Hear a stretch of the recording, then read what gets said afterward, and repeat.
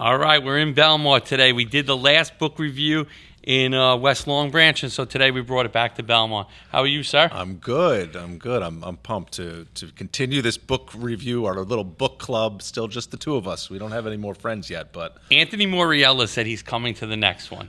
he's stuck in tax season. It's tax season. We'll give him a pass. We'll give him a pass. I think we're going to give him an easy book, though. I think we're going to go traction for him. That's, okay. That's his world. He loves the EOS. He loves the EOS. We're gonna dive into the traction conversation. It'll be a good time. You got to find out whose seat is whose and moving the rock, as they say. But I don't want to get into a traction conversation. No. This is our second book, and it's Buy Back Your Time. I believe I sent this one to you. You definitely did, and I said, hey, why don't we do this as our next book for the book review? We did. Your Next 5 Moves by Pat Bet David was the prior one. Which was great. Great conversation. I got so much out of that book because that one I actually read twice, or I listened to twice and read and did all some notes. When you say read, you actually opened the book? I listened to it on Audible twice.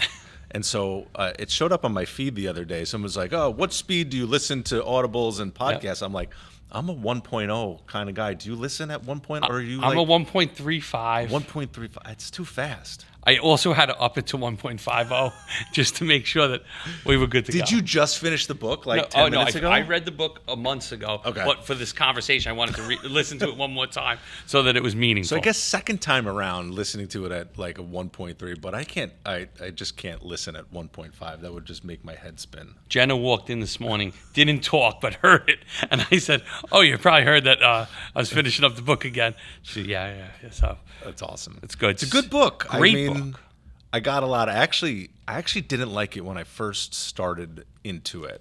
Like the first chapter, which talks about his childhood and getting into trouble, and that whole story of being chased by the police and all that stuff. And I'm like, all right, where's this going? And this is like the convict turned inspirational, motivational speaker. I didn't love it, and then as he got into some of the buyback principles, I started really enjoying it. It took a turn for me that I appreciated. That's crazy to think like what he's turned himself into from where he started. But how many times is that a common theme, right? Mm-hmm. With entrepreneurs, I would say we've all hit rock bottom at some point, and our definition of bottom is going to be different. Mine's different than yours, is different than Dan's, and where we get motivated to finally turn things around to be that entrepreneur that, but hitting rock bottom is chaos. Mm-hmm. Being an entrepreneur, we thrive in chaos. And once he started talking about chaos and, getting out of that, the chaos theory of it, that's where I kind of said, okay, this book's going in a different direction.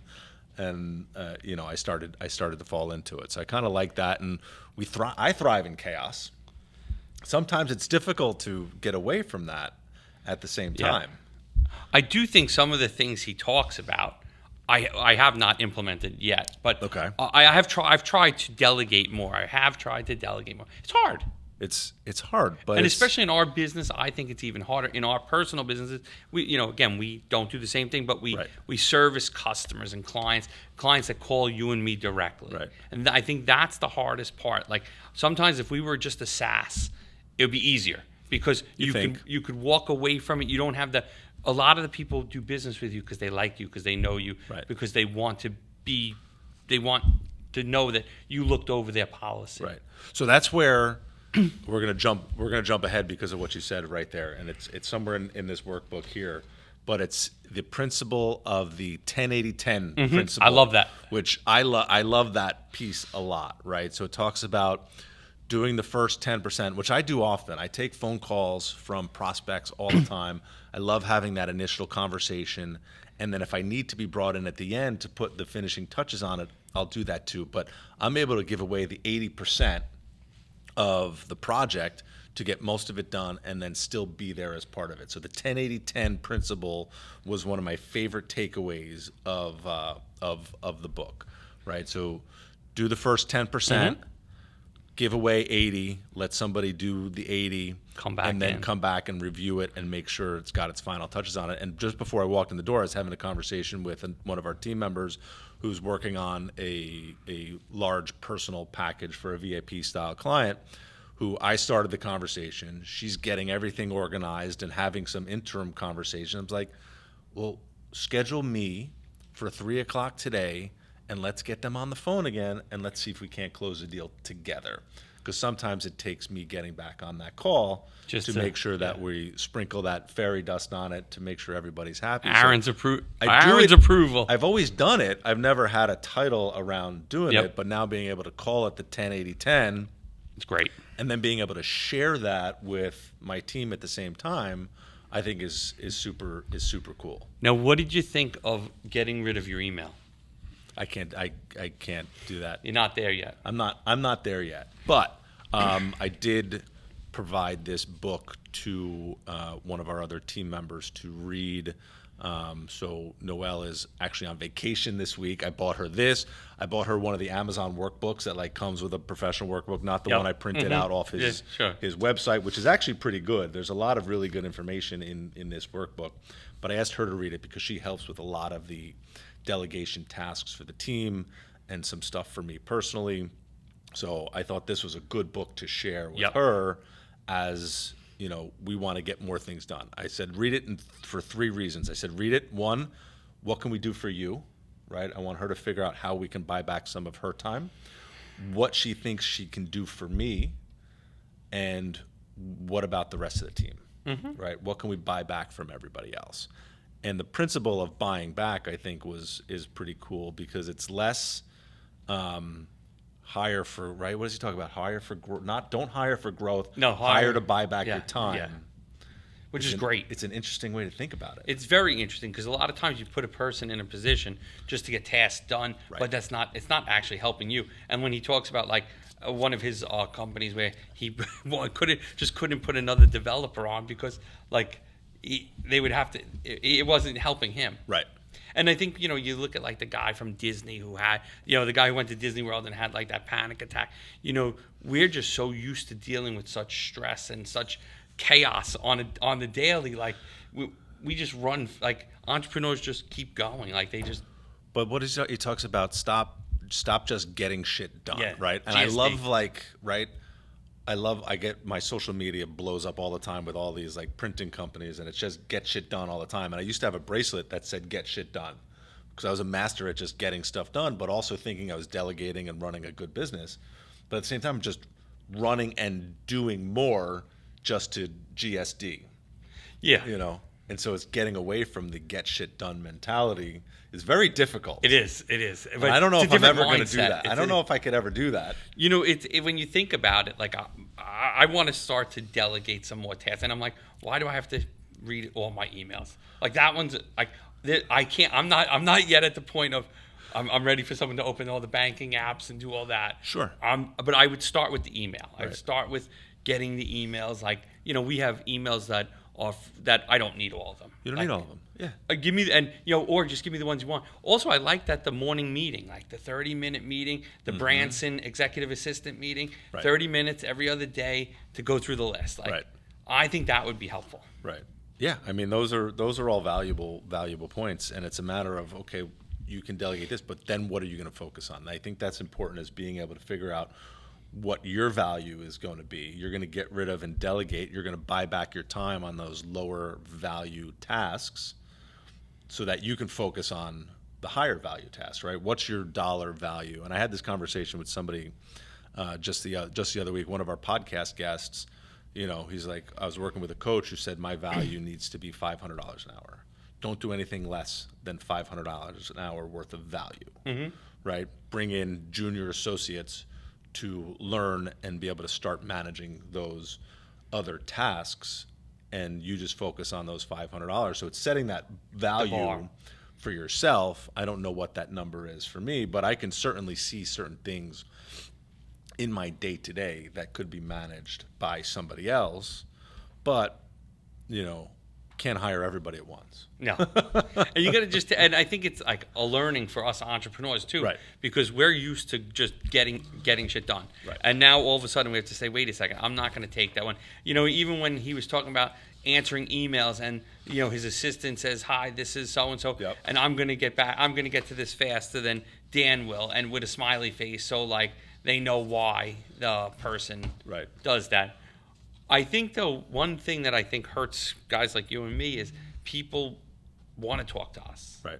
But, you know, getting it done 80% of the way is better than... Well, he also had a popular quote in the book, 80% done is 100% freaking awesome. Yeah. Which is kind of cool to think about. You're like, okay, it doesn't have to be perfect, but if you can get it to 80%, that's really, really good. Yes. And I like that mind. That's like a mindset kind of thing. And he talks a lot about mindset in his book. And now that I've downloaded the workbook, Dan, I'm also getting all of your emails that talk about the mindset mastermind and all of the groups and, you know, and how he's going to help us. Because all these authors, Dan Martell, Pat Beck-David, Dan Sullivan, Gino Wickman, at the end of the day, they're all trying to sell themselves as the coach for you, right? So regardless of who it is, I think it really comes down to which personality fits best to manage you. Like I've been into Chris Voss, Never Split the Difference, right? Hostage negotiator leadership. I get all of his emails and some of his workshops that he's putting on, like I would really like to go to. I just haven't pulled the trigger to be able to do that yet and put that into my list of things to do. And it's kind of like, all right, do I want Dan Martell to be my coach? Do I want to go that direction? Do I want to go Dan Sullivan, who, not how, 10x is easier than 2x? Do we want to go Gino Wickman, go the EOS worldwide route? Like there's so many different routes. In the end of the day, I think you get a lot of the same value out of them. Yeah. It's just who do you connect with best and how you're going to be able to connect those dots. But one thing I was looking through my notes before is the replacement ladder when he talks about starting to be able to schedule what tasks are you going to start moving away, how are you going to replace those certain tasks. I thought it was a cool chapter in the book to, you know, do we need an admin for it? Do we need somebody higher level for it?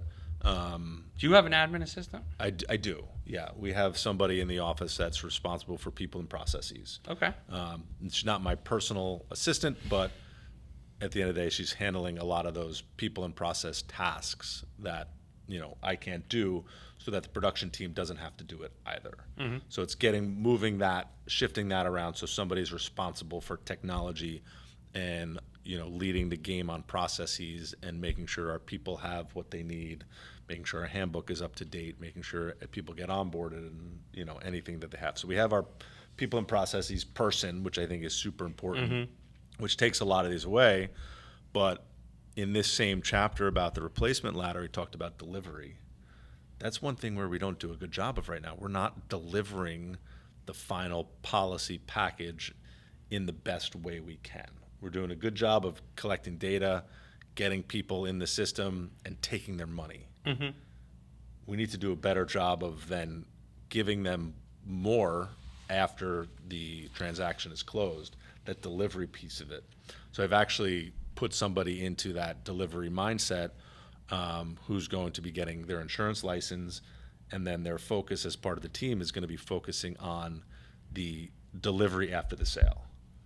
Super important for what we do, and we realize we don't do a great job of that. We do a good job of getting people in the door and taking their money. We need to do a better job of delivering to them afterwards, making sure they understand what's next, and then we can ask for the referrals. Yep. And what's the communication method after someone gets their policy? Right now, it's through the automation, right? They're getting the automated email delivery, but they're not getting that personal follow-up phone call. We're missing out on a little bit of that. Okay. So we're just adding that extra touch so that we can take it to another level. We can add more services post-fact, more risk management related items post-fact that we might be able to resell to other people.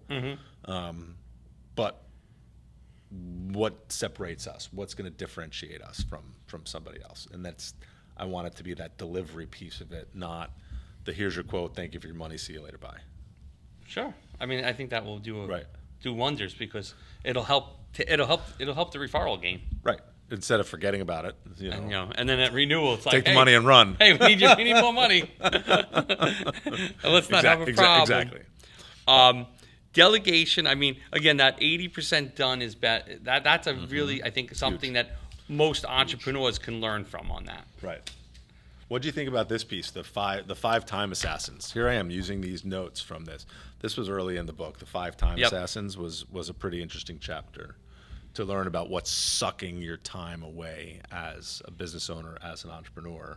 And you easily can get distracted very quickly. I think that's kind of the entrepreneur way. That's why we're here. I'd rather be doing this than sitting and doing actual work, but this is kind of actual work in a sense. This has long-term value to it. Pretty soon they're going to be asking us to do reviews on TV more than in Belmar on our podcast. That's the hopes. We're going to start a whole nother podcast channel for this. That's and what sucks your energy too. Not only where money, what the best use of money is, but also like what sucks out your energy. Yes. Yeah. I mean that's a huge part of it. One thing that I did on the personal level is we have somebody that helps with the driving of the kids, picking up from school, taking them to activities. I don't want it to take away from my personal time with my kids, but I also don't need to leave work at 2:00 every day to go pick them up from school, get them a snack, make them dinner. Like, being able to hire somebody to do that. So you have a house manager? Not a house manager yet, but someone that's in training, an intern for the house manager. But reading about that chapter in the book and how Dan does it, I'm like, that's kind of what I need. Yeah. So we have somebody that helps with the kids, and I've heard of people having house managers. I just thought it was like for the super wealthy, but there's actually a way to bring it into your day-to-day as long as it's buying back your time so that you can do other things. I can spend better time with my kids.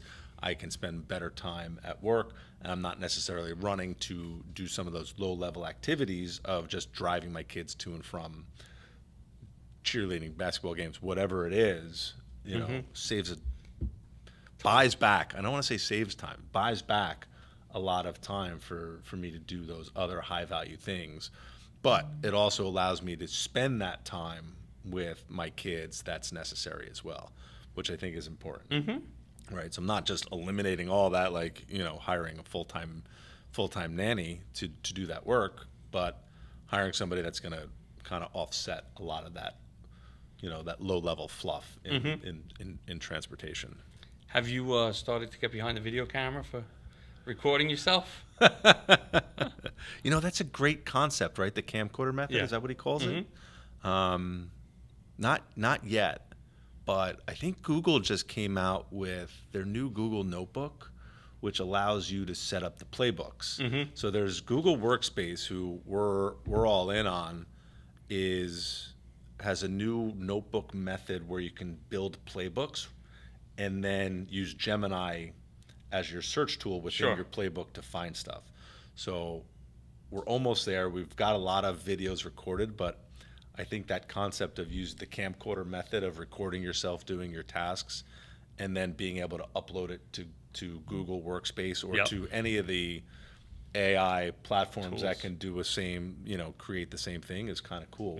What about you? I haven't, but I was going to tell Andrew we're going to probably start them. There's a lot of tasks that I do that someone else could do and probably at the end of the day do better. Do it better. Like, I think that I do it great, and I want to believe I do it great, but I am sure that there's tasks that can be done better. And a lot of the jobs at Wingman, I don't do. Right. Like, I don't write social media. Jenna handles that. I don't write, like, occasionally you'll see a post by me. If you see a post by me, it means it's not on Instagram. It's just on Facebook, because that's my native. That's my go-to. Right. It's usually on a Saturday morning. Right.